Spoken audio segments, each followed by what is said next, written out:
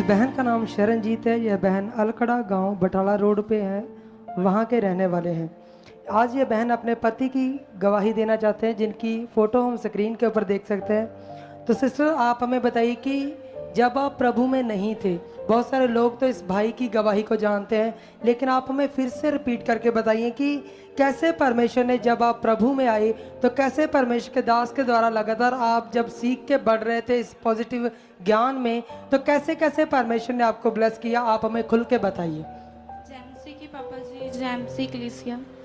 मैं बताना चाहती हूँ कि जब हम प्रभु में नहीं थे तो हम लोकल चर्च में जाते थे, तो हमें इतनी ज्ञान की नॉलेज नहीं थी।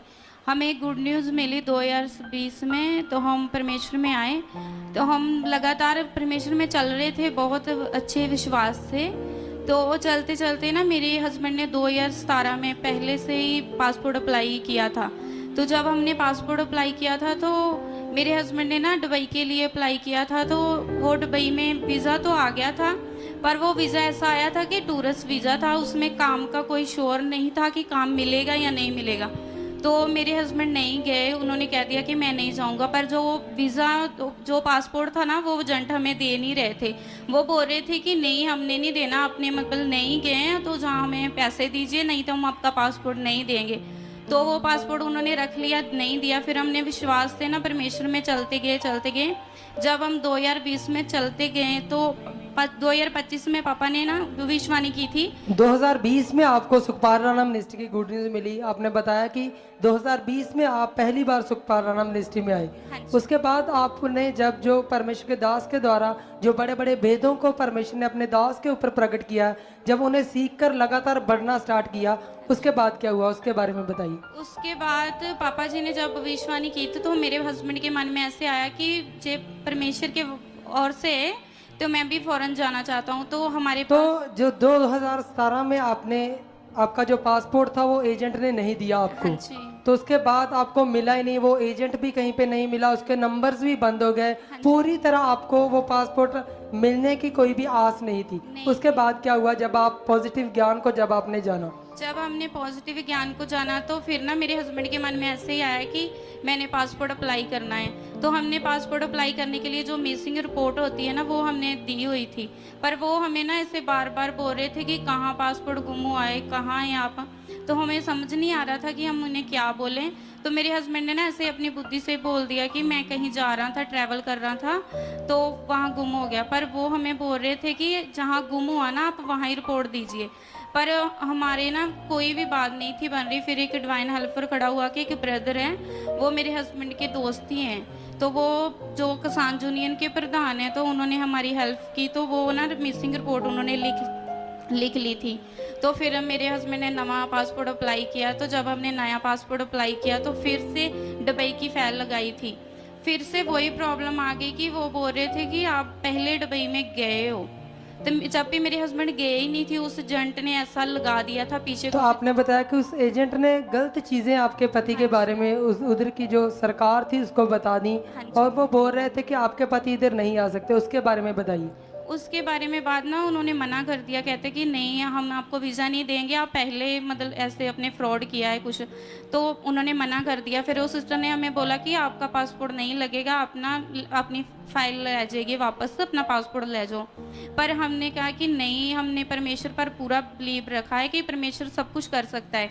फिर हमने ना ऐसे ही मतलब पापा जी के पासपोर्ट बनवाना, हमने प्रार्थना करवाई पापा जी से कि परमेश्वर वीज़ा आ चुका है। पर जब वो सिस्टर हमें फिर भी बोल रही थी कि आप गलती कर रहे हो, किसी और कंट्री में लगा लो, वहाँ से नहीं आएगा, आपने फिर मुझे बोलना है। तो मैंने कहा कि नहीं, हमने वहीं जाना है, क्योंकि मेरे ना हस्बैंड के जो ब्रदर है वहीं कंपनी में कुछ जॉब करते हैं। तो वो कहते हैं कि कोई, मैंने वहीं जाना है, जो मर्जी हो जाए। तो हमने ना परमेश्वर पर बिलीव करके ना फिर पापा सी से लेहंड प्रार्थना करवाई, तो हमने वीज़ा अप्लाई कर दिया। आपने बताया कि फिर उस सिस्टर का मन बदला, उधर की दुबई की सरकार को उन्होंने एक एप्लीकेशन डाली हाँ जी। आपके पति के लिए। वो जब आपने लेहंड प्रेयर करवाई उसके बाद उसका मन बदला। हाँ जी। फिर उसके बारे में उन्होंने बताइए। कहा कि मैं डाल देती हूँ, पर आपका विश्वास है तो। पर नहीं, वो कहते थे कि बिल्कुल भी नहीं आना वीज़ा वहाँ का।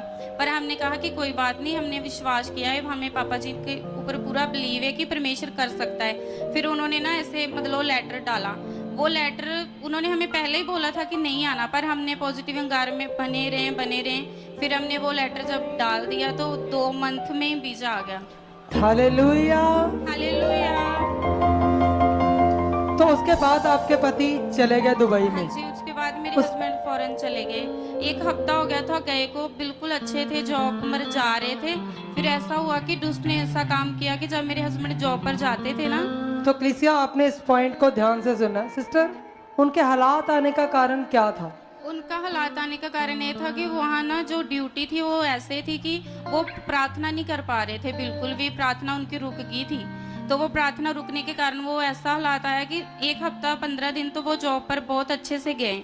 बाद में ਜਦੋਂ भी वो मतलब जाते थे ना जॉब पर, उसी टाइम उन्हें चक्कर आने शुरू हो जाते थे। ऐसे चक्कर आने, रेशा उनके अंदर से बहुत ज़्यादा आ रहा था, खांसी बहुत ज़्यादा हो गई थी। फिर उन्होंने ना मुझे ऐसे फ़ोन पर बताया, तो मतलब जब भी जॉब पर जाते थे ना उसी टाइम ही उन्हें चक्कर आने शुरू हो जाते। तो आपने बताया वो तकलीफ इतनी ज़्यादा थी कि इनको हॉस्पिटल में एडमिट रहना पड़ा। हाँ जी, वहाँ तो अक्लिसिया आइयो, उस वीडियो को हम स्क्रीन के ऊपर देखेंगे। जब इनके पति दुबई में थे तो इनको वहीं पे ड्रिप्स लग रही थी। रिपोर्ट्स में तो इतना ज़्यादा कुछ खराबी आती नहीं थी, लेकिन फिर भी इनके पति की कंडीशन बहुत ज़्यादा खराब थी। इनके पति को वहाँ पे एडमिट रहना पड़ा। आइए उस वीडियो को हम स्क्रीन के ऊपर देखेंगे। क्लिसिया जी, वो वीडियो है कि भाई को जब ड्रिप लगी हुई थी तो इनको बहुत ज़्यादा दिक्कत थी।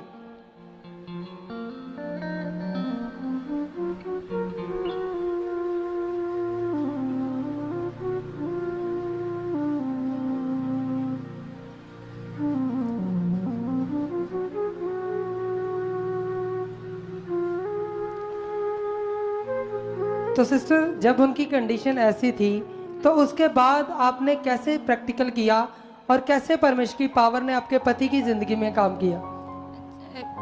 फिर ना उन्होंने मुझे जब बताया तो मैं लगातार उनके लिए प्रार्थना तो कर रही थी, पर कहीं कारण मेरा भी ना मन खराब हो रहा था बीच में।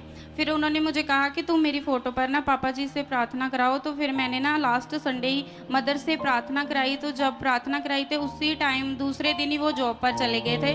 उसके बाद कोई भी प्रॉब्लम नहीं आई, बिल्कुल जॉब पर जा रहे हैं। अभी 7 दिन हो चुके हैं, आपके 7 पति दिन हो पूरी तरह फ्री हैं, काम पर जा रहे हैं, अच्छे से खा पी रहे हैं, अच्छे से सब कुछ कर रहे हैं। हाँ जी। तो क्रिसमस बड़े छुटकारे के लिए हालेलुया। हाथों को उठाकर परमेश्वर का और परमेश्वर के दास का धन्यवाद करेंगे, परमेश्वर की तारीफ करेंगे। क्रिसिया, आज आप एक अंगीकार कीजिए कि जैसे ही परमेश्वर के दास आज पुलपिट के ऊपर आएंगे और मास प्रेम में वर्ड रिलीज करेंगे तो बड़ी सामर्थ्य आपकी जिंदगी में काम करेगी। तो क्रिसिया, हाथ को उठाकर परमेश्वर का धन्यवाद करेंगे, परमेश्वर की तारीफ करेंगे। हालेलुया। अगर आप भी ऐसे ही एक बड़े छुटकारे को लेना चाहते हो तो आप हमारी स्क्रीन पर दिए गए इन हेल्पलाइन नंबर्स पर कॉल करके यहाँ चर्च में आ सकते हो, ताकि आप लोग भी अपनी बड़ी चंगाई और छुटकारे को पा सकें और बड़ी आशीषों को ले सकें। प्रभु आपको भी बड़ी गवाही के साथ खड़ा करेगा। हमारे चर्च का पता है GT रोड मानावाला, न्यू तरन तारण बाईपास रोड, राजीवाल चौक, अमृतसर। अगर आप हमारे अमृतसर शहर से बाहर कहीं दूर से आ रहे हैं तो हमारे चर्च में 2 से 3 दिन आपको रुकना होगा, ताकि हम आपको वो बातें बता सकें जिससे आपका निश्चय छुटकारा होगा। God bless you all.